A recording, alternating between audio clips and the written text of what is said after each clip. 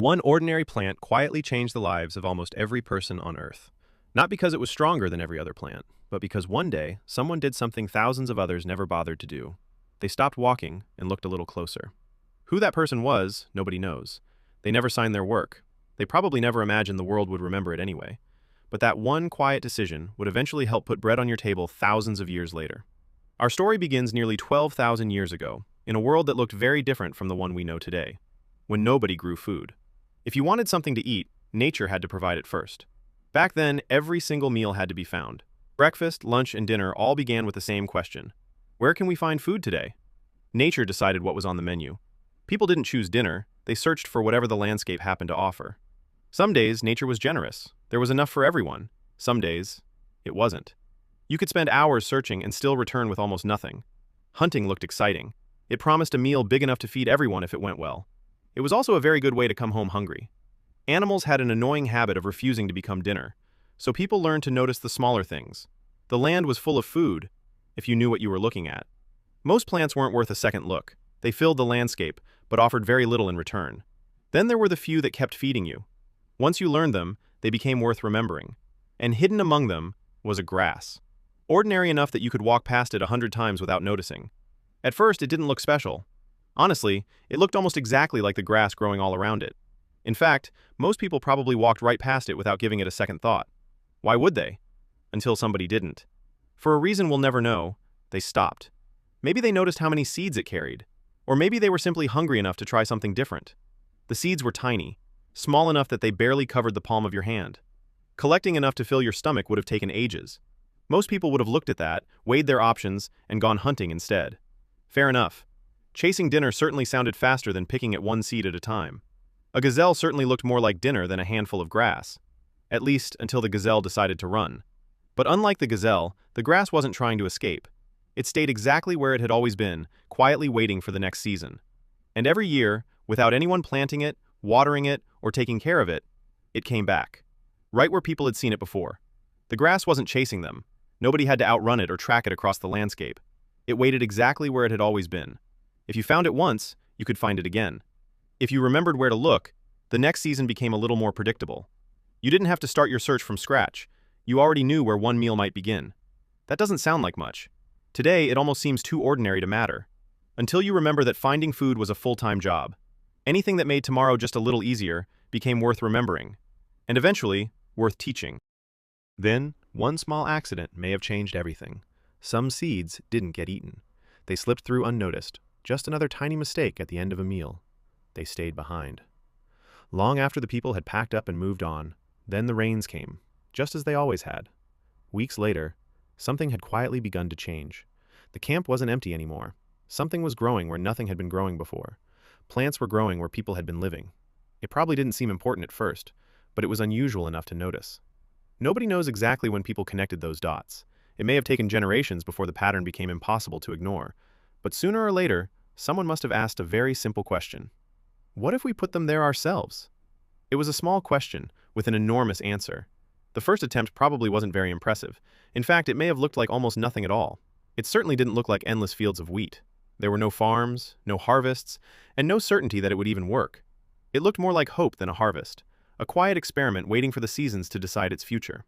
Some seasons, the rain came. The little patch rewarded their patience. Some seasons, it didn't.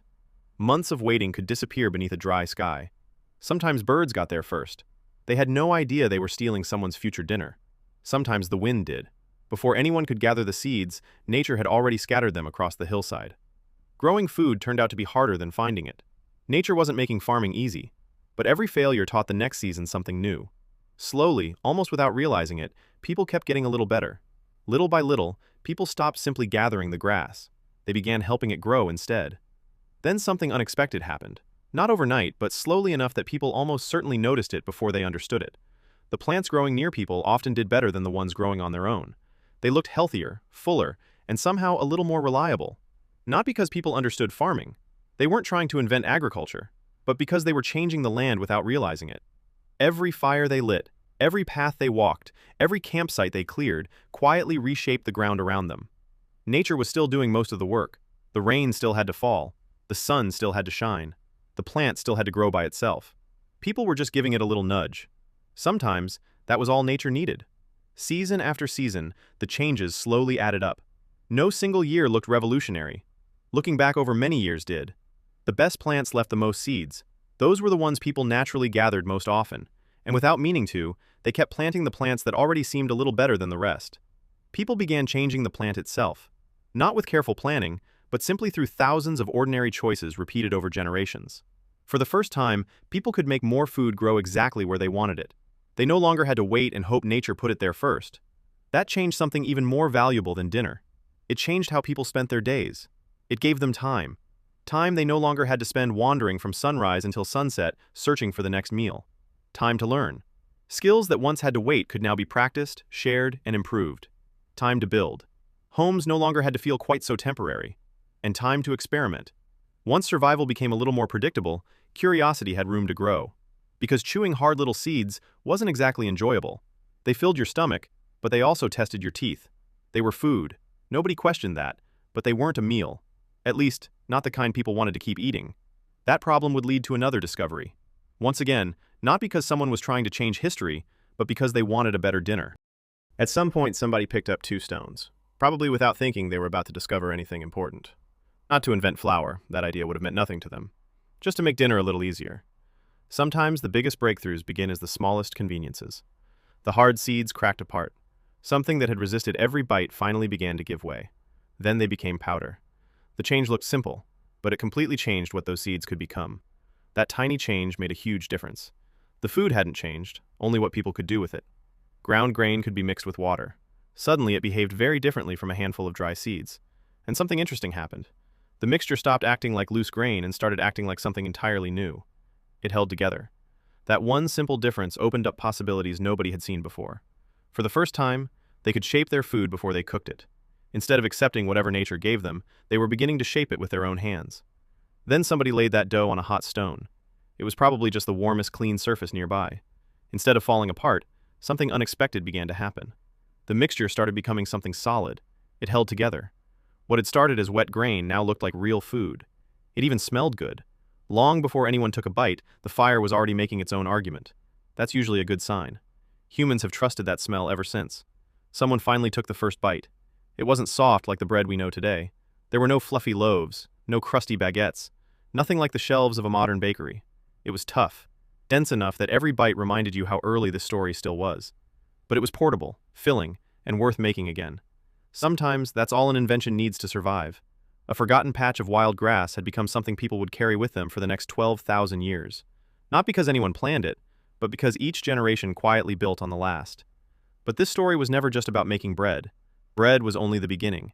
It was about finally having food that could wait for you.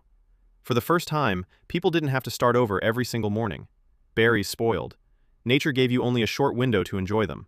Meat went bad. Keeping it edible took constant effort. Dry grain could wait for months, quietly stored away until the day you needed it. For the first time, tomorrow's meal didn't have to depend entirely on tomorrow's luck. People could eat from last season. The harvest no longer disappeared the moment it was gathered. That changed almost everything. Not all at once, but one generation after another. When food stayed, people no longer had to keep leaving it behind. People finally had a reason to stay too. Camps slowly became homes, and homes slowly became communities. That little patch of grass didn't just feed one family. Its story kept spreading, one harvest at a time. It fed villages, where entire communities could depend on the same fields year after year. Then cities, where countless lives were supported by harvests most people would never even see. And eventually, the modern world. A world where millions of people eat bread without ever wondering where its story began. Today, billions of loaves are baked every year. Each one traces its history back to that same quiet beginning. All because, thousands of years ago, somebody looked down instead of walking on. One moment of curiosity became thousands of years of consequences. History remembers kingdoms, battles, and great leaders. But history is also shaped by the ordinary things people almost overlook. Sometimes, the biggest story in human history begins with something so ordinary, you could walk right past it. And that's exactly what almost everyone did.